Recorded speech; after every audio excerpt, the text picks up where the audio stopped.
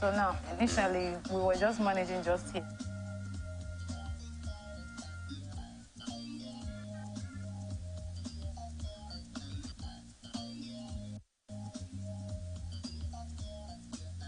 Have it. Mm-hmm.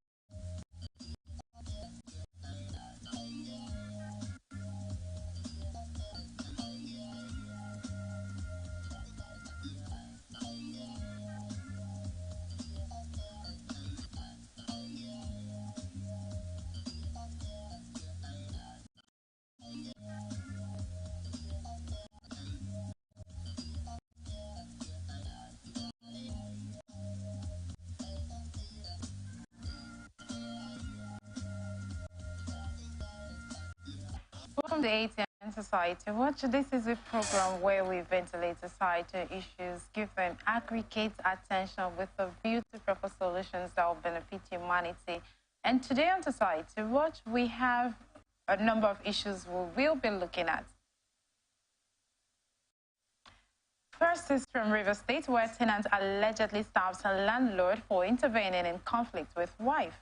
And from Anambra State, 20-year-old mom allegedly dumps a newborn baby in the toilet. From Ogun State, a man kills a 100-year-old father over 70,000 naira. And from Kano State, Hisba begins procurement of mass wedding items with 800 million naira. And I still bring you an announcement for Akinkume, Nigerian at 87 issues have for you today. And with us today is the editor of the paper. I'll introduce them to you shortly after this break.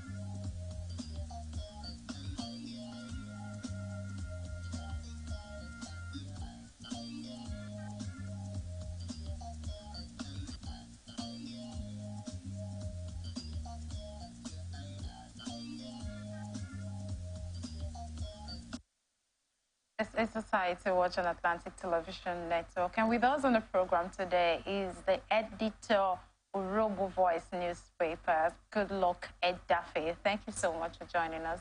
Thank you very much. My pleasure to be here. All right, it's good to have you with us. Well, let's look at our first issue from Rivers State.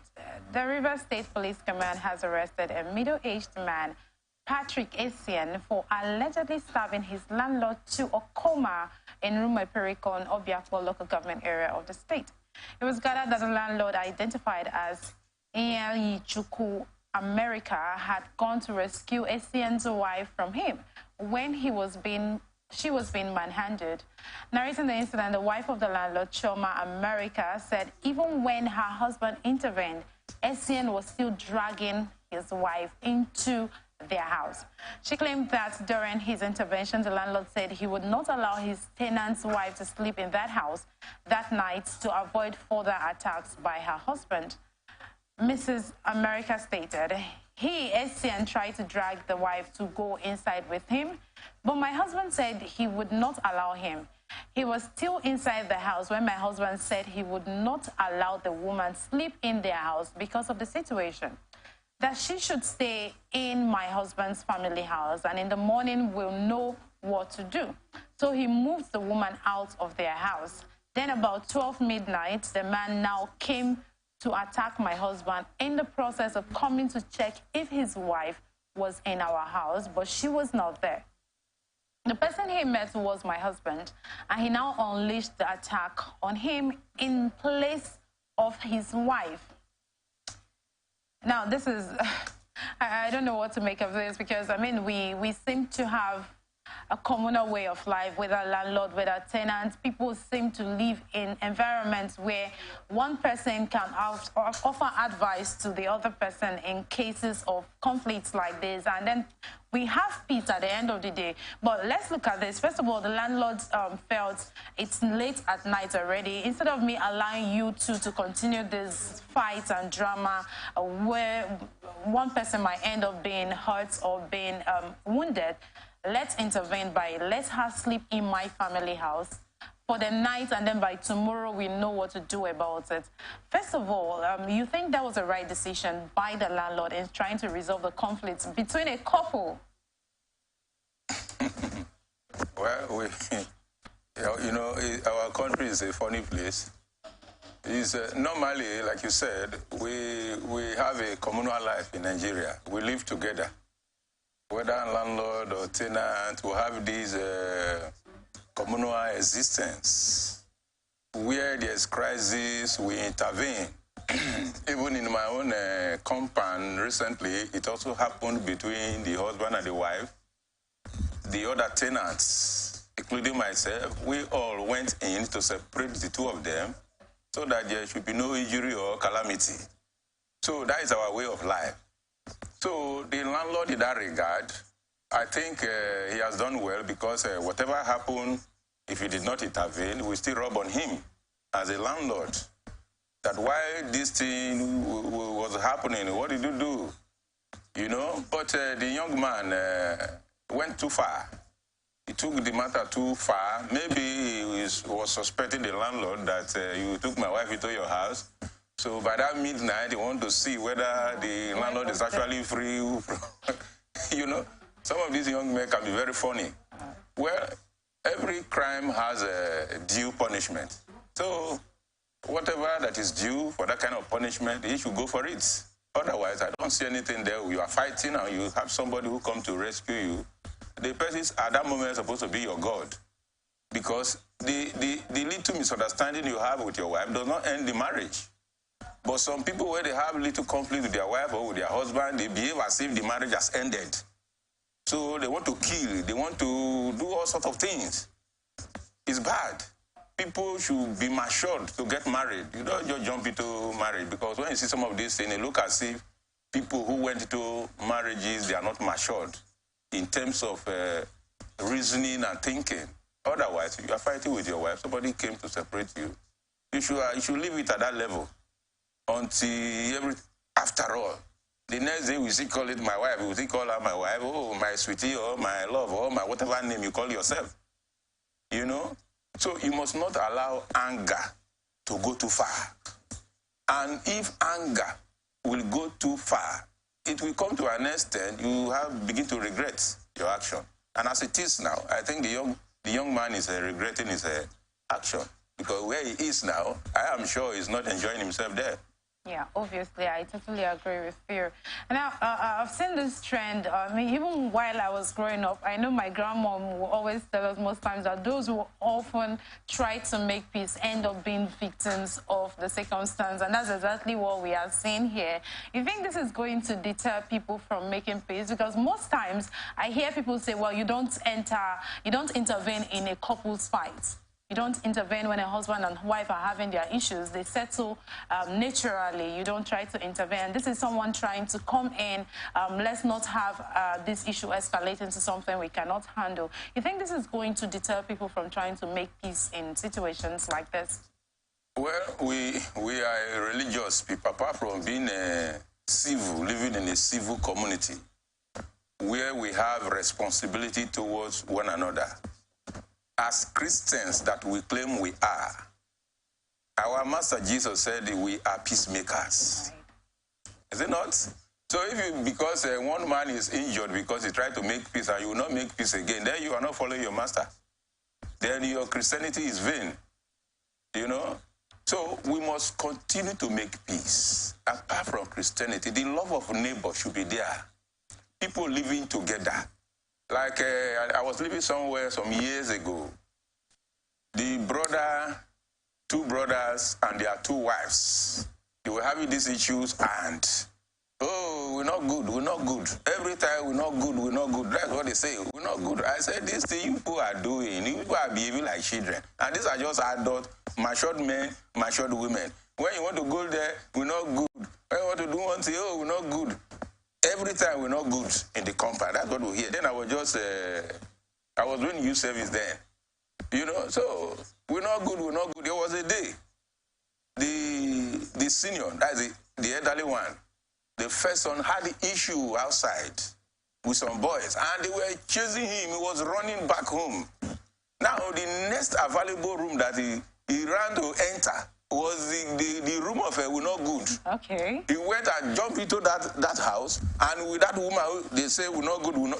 From behind, they closed the door, and they were pushing the door, trying to lock the door from inside, while the boys who came were trying to force the door open. But they successfully closed the door, locked it from inside. These young men tried to open, they could not succeed, and they left. At the end of the day, I said, we're not good, we're not good. What happened today? We are finally good. We are finally good. So you don't take certain issues too far. Yeah. We must live like human beings that God created us to be. You can get angry, but you don't need to extend anger too far. And that's the mistake a lot of persons are doing. You can get angry with somebody, but over time, the person can still be your helper tomorrow. So that is the way I look at it. So somebody cannot say that because the landlord is injured, I better go, let me not be the next victim. It's not a good way of thinking. So we must, anyway, where you are trying to separate people, you must know how you position yourself, especially where arm is involved. When there's cutlass or where bottle and all that, you know how you play yourself. You didn't just put your neck, say because you are separating fight.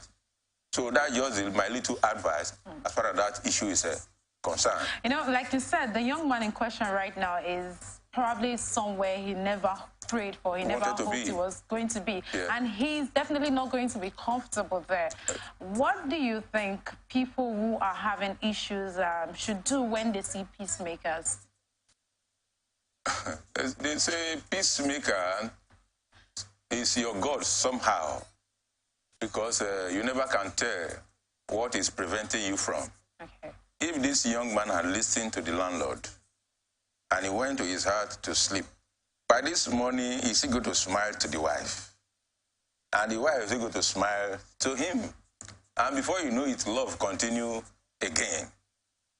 But when you get too angry over, and sometimes they will bring this issue on the table now, what is bringing all this and what is putting him in the cell now? If they put it on the table now, you will see that it's even one reasonable thing that somebody should fight, you go to prison for such things. You understand? So people must be cautious of what they are doing. Don't be too as if you are a giant.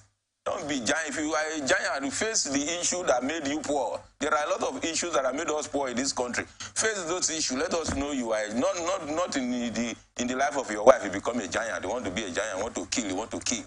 And there are people out there you can go and kill. Not your wife who is giving you children. So please, people should be reasonable enough. Yes, we can quarrel, we can fight, we can still be friends again. So don't quarrel, and because of little quarrel you want to kill. It's bad. So let him enjoy himself there. Yes, let him enjoy himself there. Of course, he's going to serve it for what he has done. But like Good Luck Edafe has said, peacemakers are like gods to people.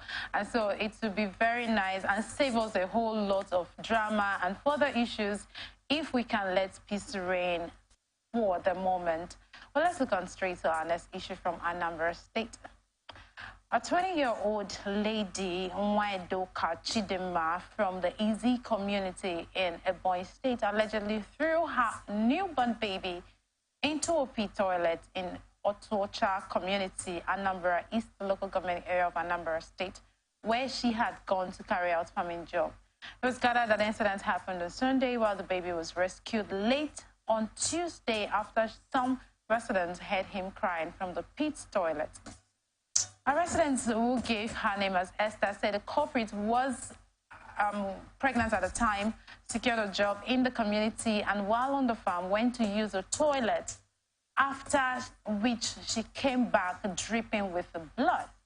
According to Esther, the suspect requested she stay at her place for a few days to enable her to carry out the farming job she secured in the area.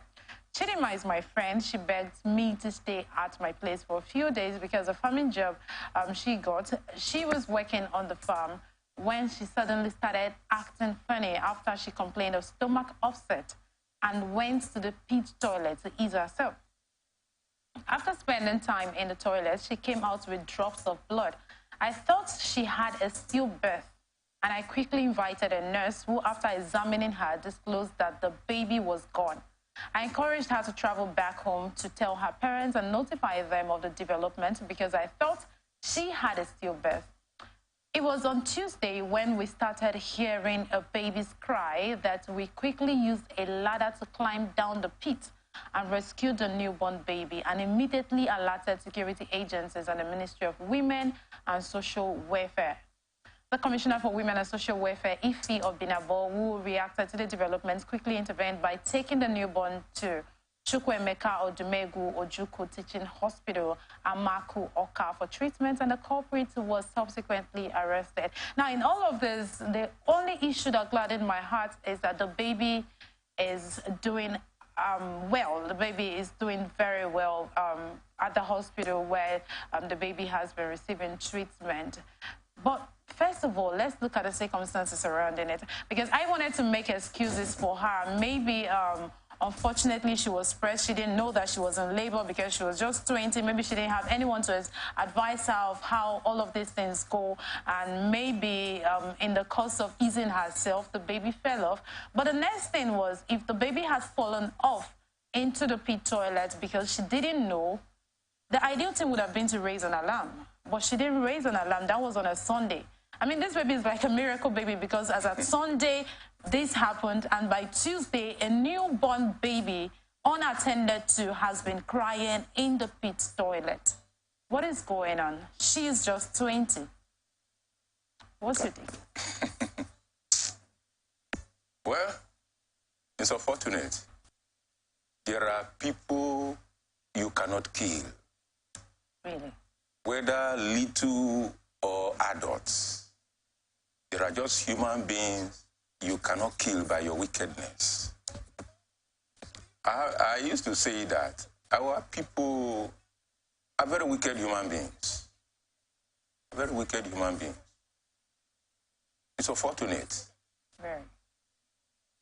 You never can tell what will become the future of that child and what that child will do for you tomorrow. You never can tell. So, from all indication, is a deliberate act. Like the way you put it, that maybe if the baby on a job just fall off, baby does not fall through anus. You understand? Baby does not. Baby is not poo-poo. How do you call it? It doesn't just fall like that.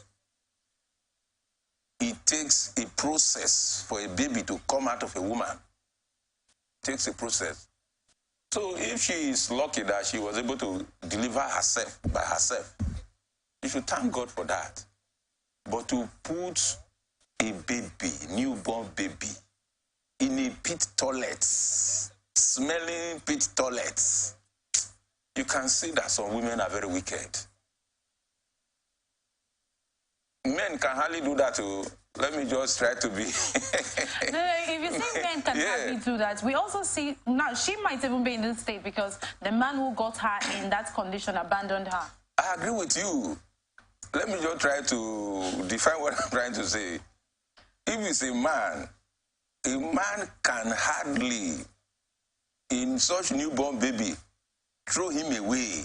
It's difficult for man to... I am not separating that man does not do wicked. Men are evil. No doubt about that. I'm not defending them. Or I'm saying women are more evil than men, and that's not what I'm trying to say here.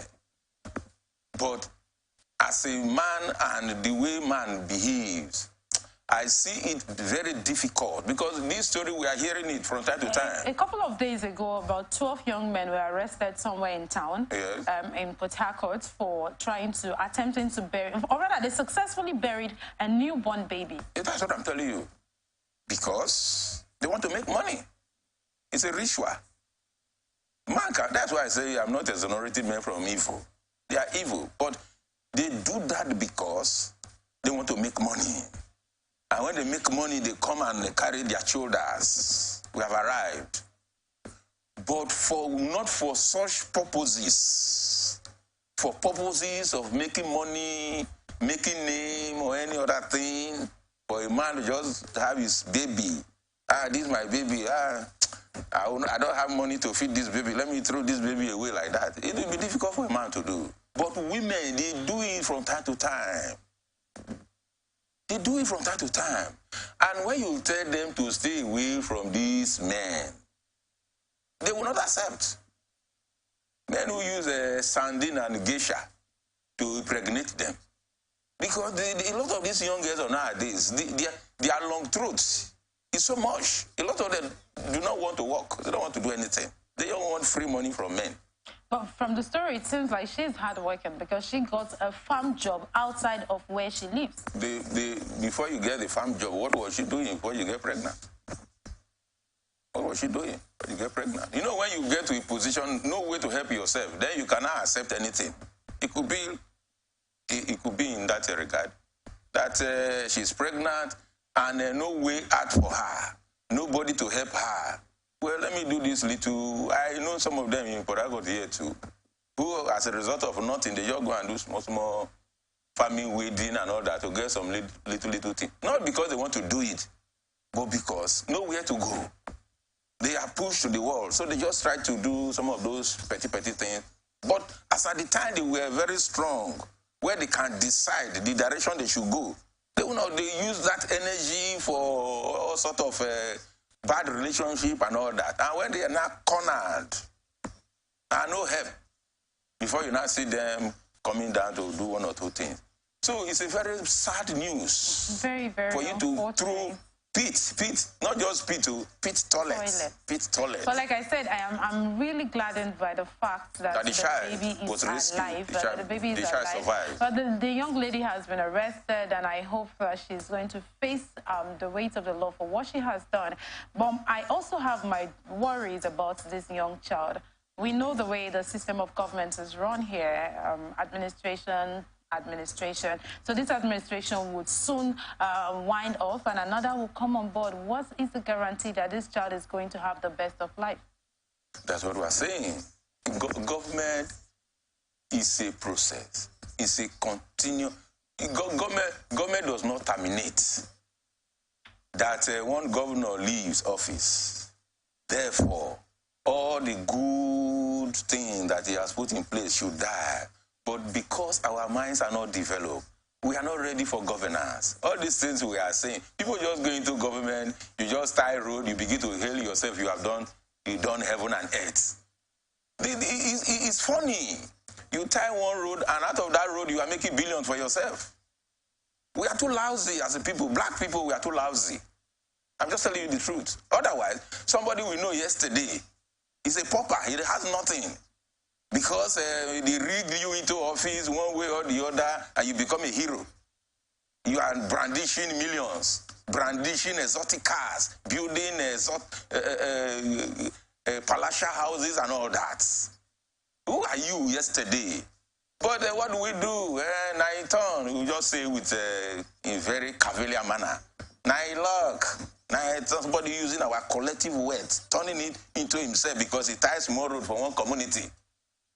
Governance is about people. I have said it here, that you being a governor, you are just first among equals. Rivers State today, all indigenes of Rivers State, you have no better advantage than any of them. The only advantage you have now is that you are the governor. You are in the assembly member, and you are there for a purpose, to serve the people. And if you are not serving the people, if the people know their right as we are in Nigeria, that we don't know our right. Otherwise, if we vote somebody into office, the president does not discharge to our expectation. It's our duty. So, young man, we bring you back. But we can't do that here. We can't do that because we are educated, yet we are very primitive. We are so religious, yet we are so backward in terms of morals and righteousness. So that's just the whole thing. Otherwise, a child like this, if government is taking the child over, then any government coming, even when you put the children like this in a place, the person in charge of them, if you bring 100 naira to take care of them, he himself go to corner 60 naira and use 40 naira for the children. It's all part of the crisis. I would just hope that this child is going to have a good life, and we thank Ife Obinabo for how much she has done, and the fact that she has really been in this fight against some of these ills in the society. We hope that this child, again, I am very certain that this child is going to have a good life and shouldn't be abandoned because an administration has come to an end. We'll just go on a very short break, and we will be right back.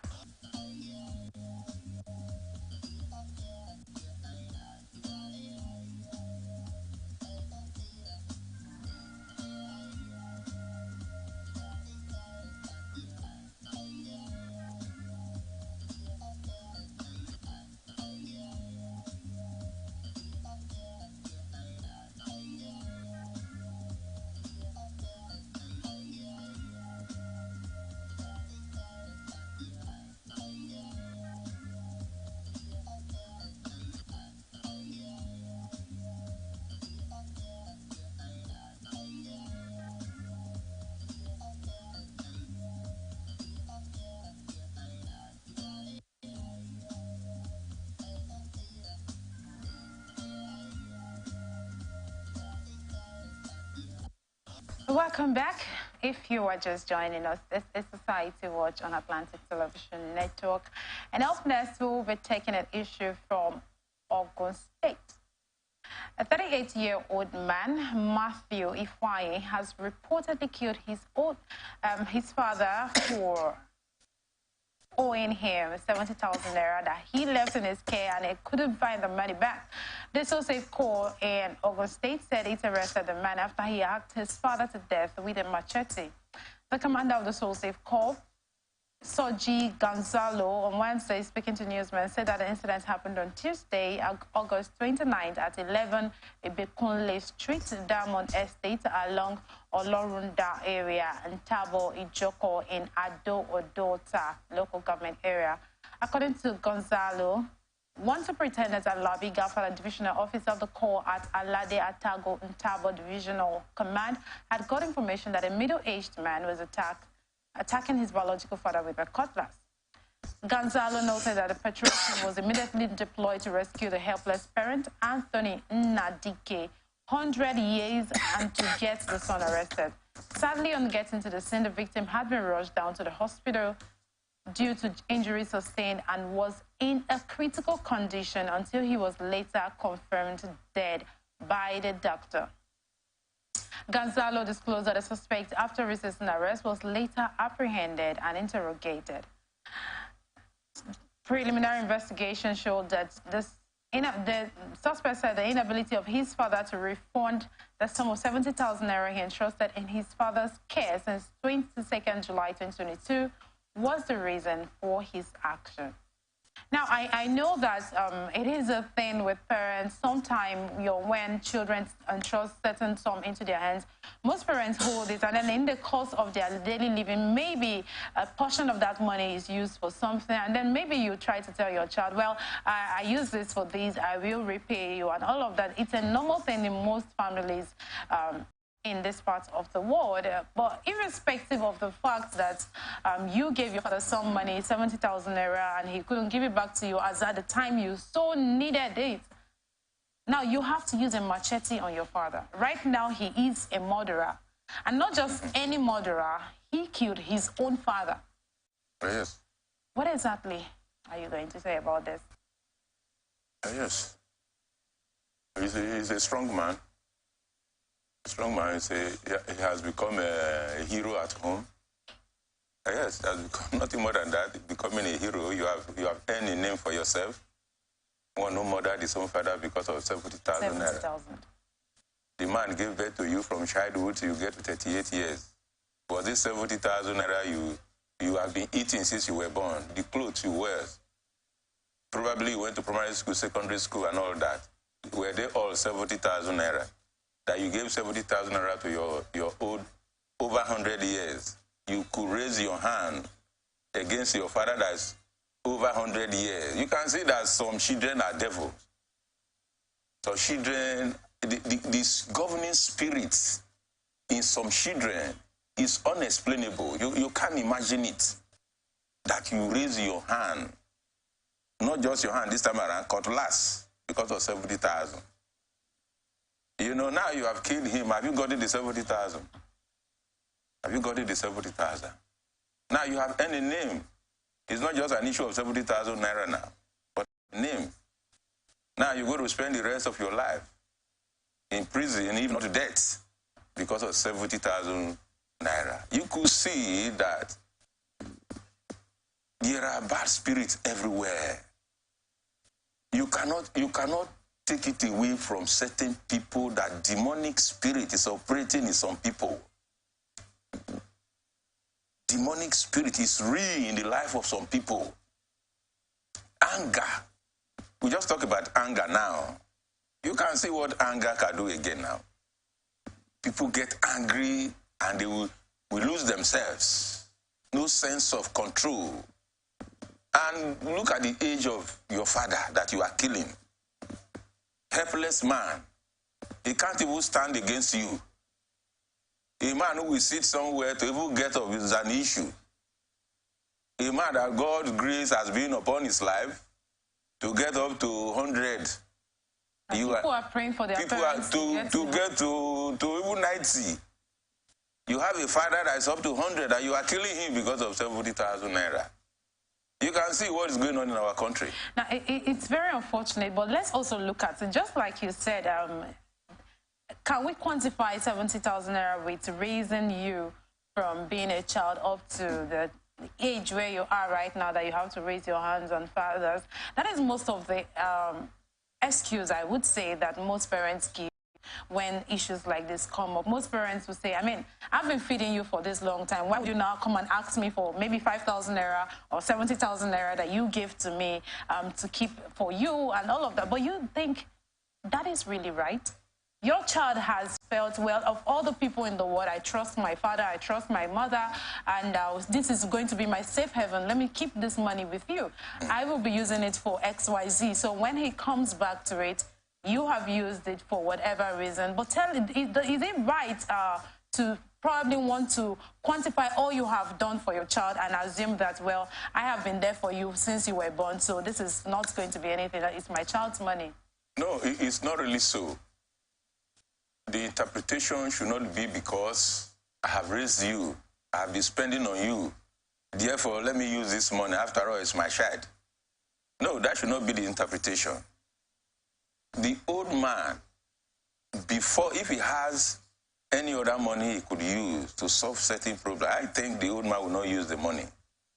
And so for me, I will look at it that the old man needed to do one or two expenses. But shouldn't he have informed the son at least, son, I have this challenge and I want to use this your Suppose money. he has a projection that maybe before the child will come for the money, this one I'm expecting would have come. And that expectation has not materialized, and the child came. Now, a 38 years old child, what stops you from having a bank account? That you are making your old grandfather or your old father your bank.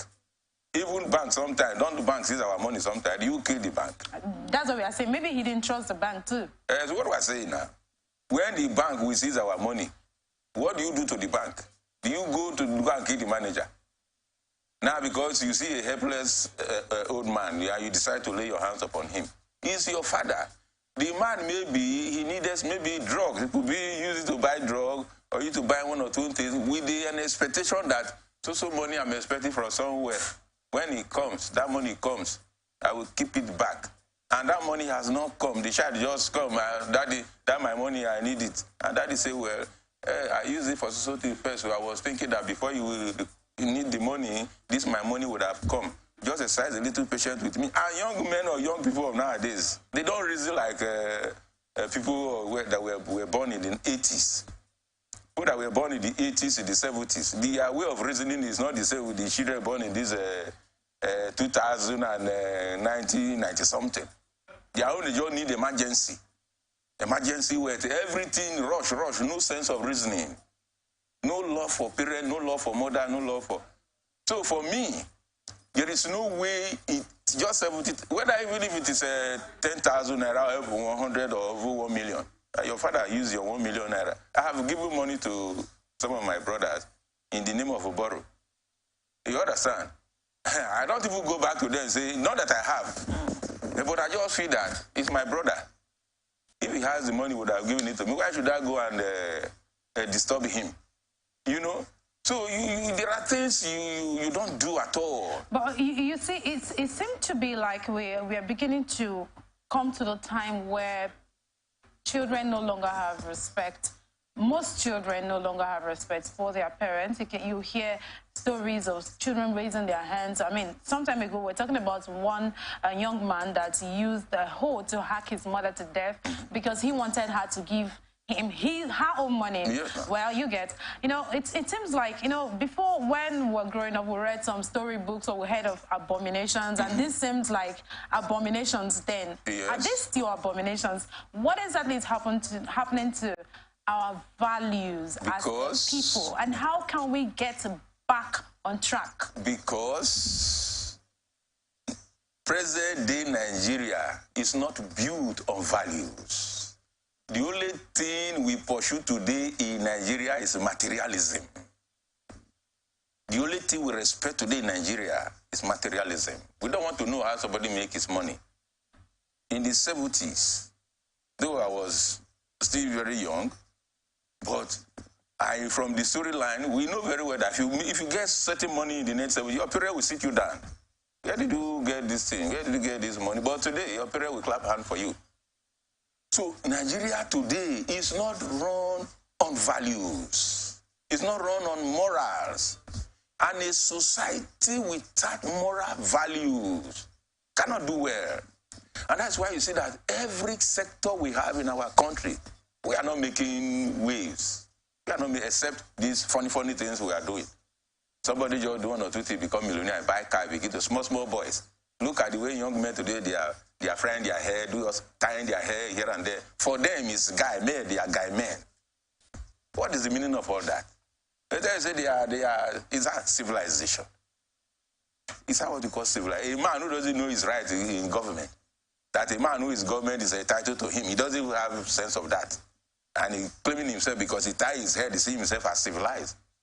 You see the young girls today, they wear the shirt up, this side is open, the back is open. It's our sense of civilization. Nothing more than that. So you can see that everything is upside down. And government is not doing what it's supposed to do. How can we get back on track? Until we get good leaders. Until we get good leaders. Good leaders with moral content. With moral sense of justice. Sense of love. I'm trying to understand how getting good leaders is going to translate to a son respecting the father, even when the father eats or usurps your 70,000 naira that you have given to him. When your father uses up your 70,000 naira, do you kill your father? The worst you can do, Daddy, pay me my money. That's okay, give me small time. I will pay you money. Do you kill him? Now you have killed him. Have you gotten the money back? You have not gotten the money. And you have even increased your woes. You have become a murderer, not just a murderer. You'll be taken to the court. If you are not lucky, you will spend the rest of your life in jail. If you are not sentenced to death by hanging, because it's a murder case. Deliberate killing is not manslaughter. This is a pure murder. Who is going to talk about your 70,000 naira in court? That the man ate your 70,000 naira. Is that the case? You go to present in court? He ate your 70,000 naira and you killed him. Okay, fine. We've heard your case. It's really, really very unfortunate, but this is the much we can take on this program. But before we go, let us just bring you an announcement on the late Pa Akinkunmi, designer of the Nigerian flag.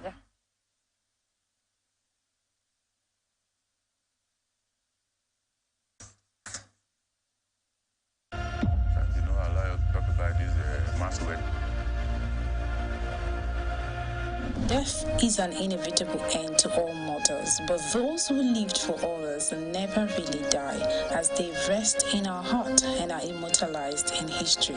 Pa Michael Taiwo Akinkunmi, the man who designed Nigerian's flag, has passed on at 87. Late Pa Akinkunmi, a native of Owu in Abeokuta, Ogun State, was born on 10th May 1936 in Ibadan, Oyo State. Pa Akinkunmi had his primary education at the Baptist Day Secondary School and his secondary education at Ibadan Grammar School, Molete, both in Ibadan, Oyo State. Pa Akinkunmi started working shortly after graduation from secondary school at the defunct Western Region Secretariat, Ibadan, shortly before he got admitted into the Norwood Technical College, London, where he studied engineering. While studying abroad in 1958, Pa Akinkunmi saw an advertisement in a national daily calling for the submission of designs for the Nigerian national flag in view of Nigerians' imminent independence from British governance. Among the nearly 2,000 entries submitted, Pa Akinkunmi's entry was chosen as the best. Pa Akinkunmi returned to Nigeria after his studies in 1963 and went back to his civil service job at Agricultural Department, State Secretariat in Ibadan. There he worked till his retirement in 1994 as Assistant Superintendent of Agriculture. In 2014, Pa Akinkunmi was honored with Officer of the Order of Federal Republic, OFR, and Honorary Life Presidential Advisor by former President Goodluck Jonathan. Pa Akinkunmi was fondly called Mr. Flagman. May God grant his family the fortitude. May the soul of Pa Akinkunmi rest in peace. Well, this is all we have today. Thank you so much, Goodluck Edafe, for joining us. Thank you very much. It's my pleasure. And thank you, our viewers, for being out there. You were a great part of this. I really do appreciate you. I am Anita Obari. If you missed anything, you can just follow us on our social media platforms, Twitter, Atlantic TV Net, Facebook and YouTube at Atlantic Television Network, Instagram and TikTok at Atlantic TV Network 1. Do remember that peace and unity are the pathways to progress.